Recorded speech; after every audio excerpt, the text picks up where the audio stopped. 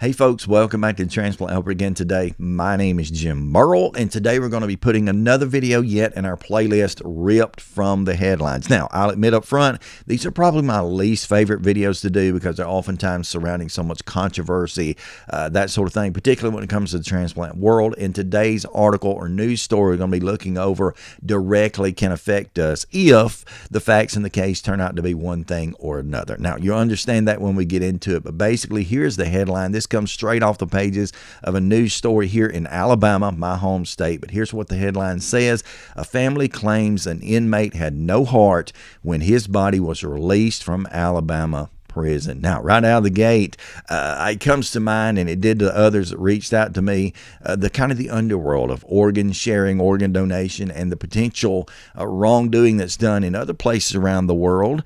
Even in Mexico, there's been some really documented cases where organs have been stolen or taken or maybe sold for a certain price and then in turn shipped to other countries to be transplanted. Now, let me say up front, I don't believe that really happens here in the United States. We have a very good system with the United Network for Organ Sharing, or UNOS for short, where organs are really regulated. Okay, not only are they regulated as far as the exchange of organs, where that comes about, most all of those have to come from the United States anyway as far as viability and such, but it's regulated as far as the healthcare system itself. A hospital or a doctor could not be authorized to transplant a heart or an organ in any American hospital without the prior approval of United Network of Organ Sharing and other procurement organizations. Okay, so these things have to be on the up and up here. However, I do believe there are cases where people leave the United States and they're able to go and get an illegally harvested organ from some other place. And that's just terrible. Look that up for yourself. You can believe it or not, but I think it may actually happen. That's unfortunate. But the reason this one was brought up to me because someone was concerned in saying basically, hey, I received a heart from a prisoner years ago and it's concerning to me. Maybe, just maybe something false, something squirrely going on, as we like to say in the South. Well, I don't think that's the case because, again, we've got United Network for Organ Sharing, other organizations, hospitals, systems, all these things that are really in control of this, overseeing and overwatching it. I think we've got a much better system than anywhere else in the world as far as that goes. But, again, this headline does seem suspicious. So I want to deal with this in about three ways. We're going to read the article in just a moment, at least the highlights of such. But I want to say up front, my sympathies go out. The compassion, the passion, my sympathies have to go out to the family of Brandon Clay Dodson. Okay, this is a very unfortunate situation. It's a terrible situation to be in. I can imagine how angry they are right now over what they believe a mishandling of their loved one's body. Part of it comes down, as we'll see in the article, that his body had been autopsied and left to decompose for a long period of time, so they didn't get a very intact body itself. It was decomposed, and they say the heart was missing. Now, you might ask yourself, how in the world would they know that? Well, the body would have been handled there at the facility, the prison he was in, the jailhouse, what have you, and then sent out for autopsy. And then in turn, at the end of the autopsy, would have, by procedure at least, be handed over to a funeral home, and the funeral home may have made an attempt to embalm or to restore the body at some point, and then they come across this fact. I don't know how that bores out, but nonetheless, there is a lawsuit that has been placed against the Alabama Department of Corrections based on these accusations, or based on these situations, I should probably say. I don't think they're just accusations. I believe there are situations. So my sympathy definitely goes out to them.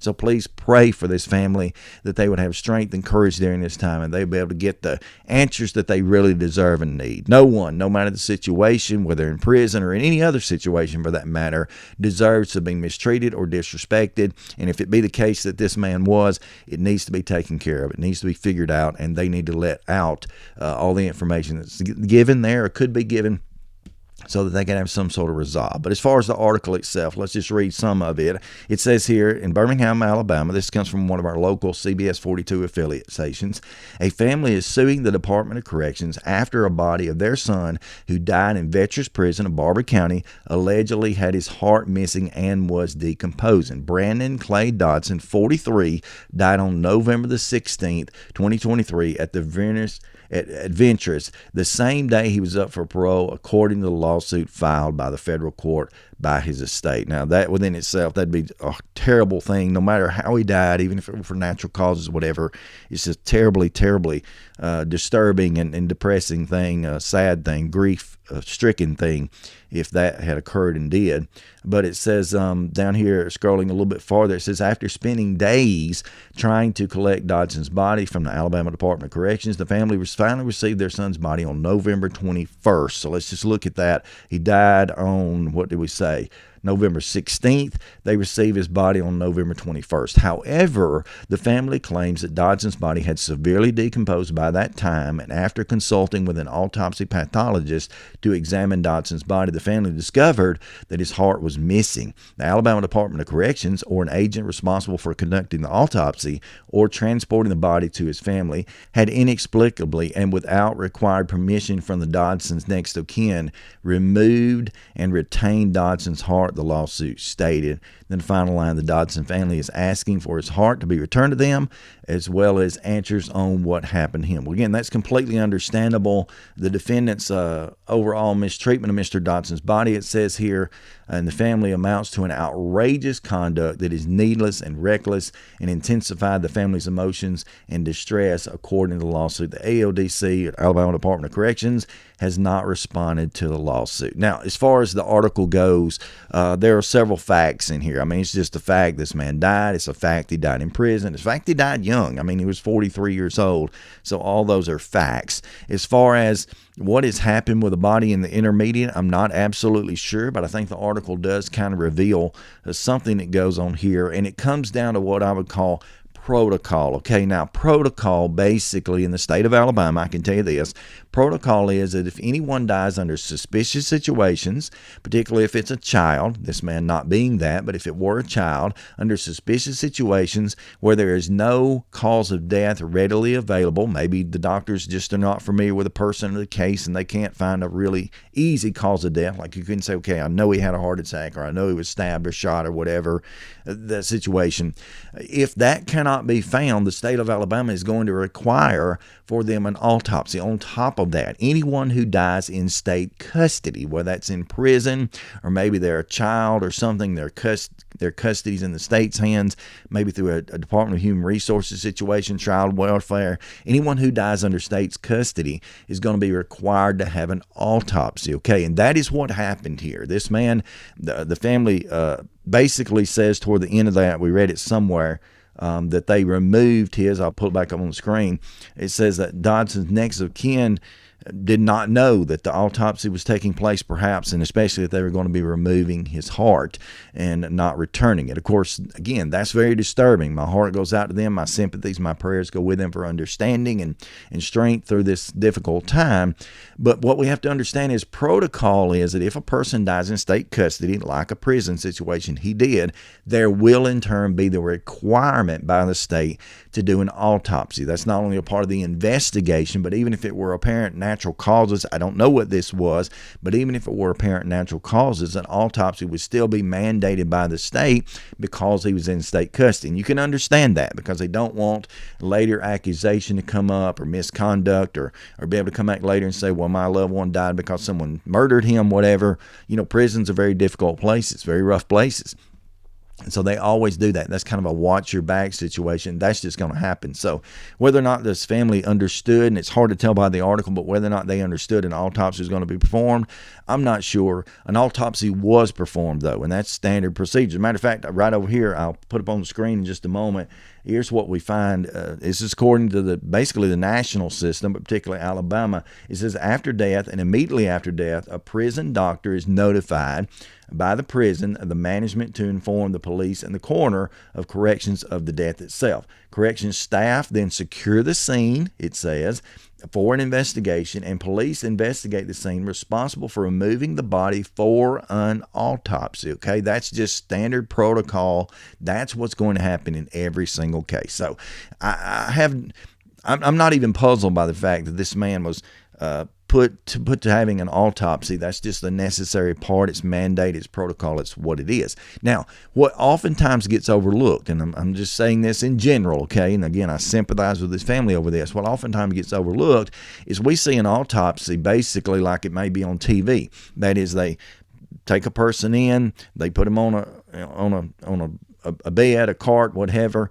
They roll them around. They look for bullet holes. They look for bruising. They look for, signs of choking or whatever. They kind of look at the body maybe and try to determine why this person died. And sometimes there are those obvious, gunshot wounds or whatever, stab wounds or whatever, they're there.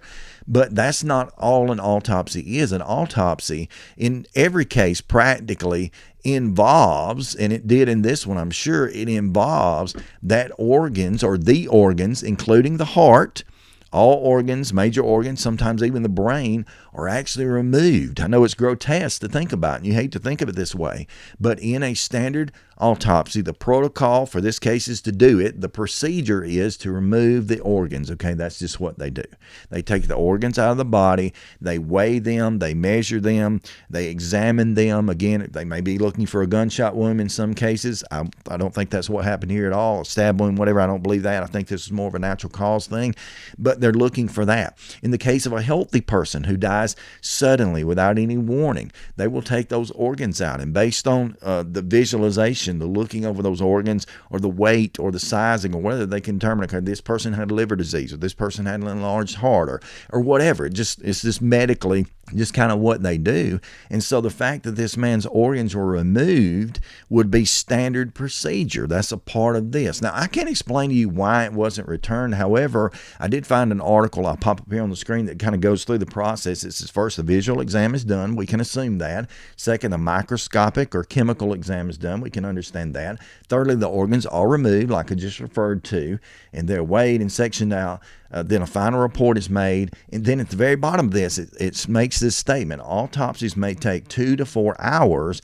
The result of lab tests and other samples and body fluids may take a few weeks, and oftentimes that is the case, that organs may be, if there's something arrive with the heart or arrive with the lungs or the brain or whatever, they may keep that and continue to study that. So I don't know why this hasn't been returned to the family yet. That's going to be between them and their lawyers and the Department of Corrections and everybody else to sort that out, whoever did the autopsy.